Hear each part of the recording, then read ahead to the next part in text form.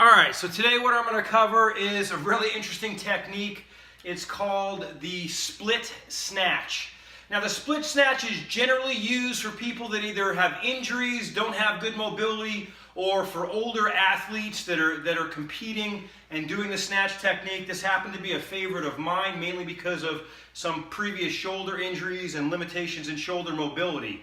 Okay, there are some people out there that are sort of, I'm going to call them Olympic lifting snobs, and they think that this is not a good movement, but there are a lot of people that can move a lot of weight, okay, even in the younger divisions with this particular split snatch. Ideally, I will agree that the squat snatch generally, or the full squat with the snatch, is generally the better approach for most people. Building the mobility, if you're able to, is the better approach. But if you think that split snatch is outdated or has no place, then you're just being a snob. That's the bottom line. So let me show you the technique for the split snatch. Hopefully I don't smash anything here. I try not to. So what we want is the same thing as a snatch. Now for all the snatch technique, okay, you're going to want to watch my snatch video. I'm going to angle this down so you can see my feet because it's really important.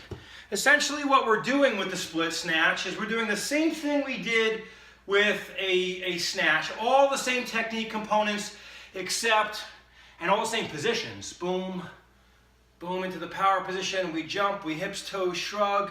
We pull under, but we split, okay? With, it's almost like when you do a split jerk. The foot comes forward, the back foot moves back about 2/3-ish, soft on the back foot, straight vertical shin, all the same thing. So you can watch the jerk video, you can watch the snatch video, but here's how we're putting it together for the split snatch. Okay, we start, again, mid-shin, simulates the barbell from the floor.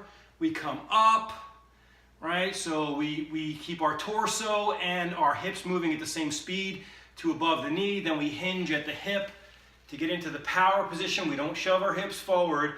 We literally hinge our torso back. Then we're going to hips, toes, shrug. Okay, so I'm going to have to do the movement now so we can see it. It looks like this. Step back a little bit with the front, forward with the back foot, and now you've recovered. There's your snatch. Same thing as with the other snatch video. The armpits are down and forward, the shoulders are shrugged. Okay, so there's a slight internal rotation of the shoulders, and the shoulders are elevated. That locks the bar in place. Let's see if I can show it from the side.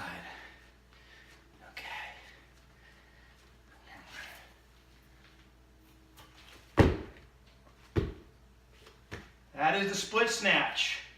Hopefully that was beautiful and nice and close to the body.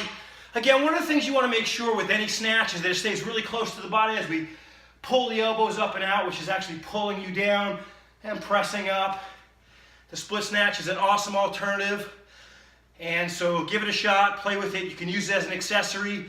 You can use it if you do have injuries in shoulders, hips, knees, or something that won't allow you to get into the full squat snatch.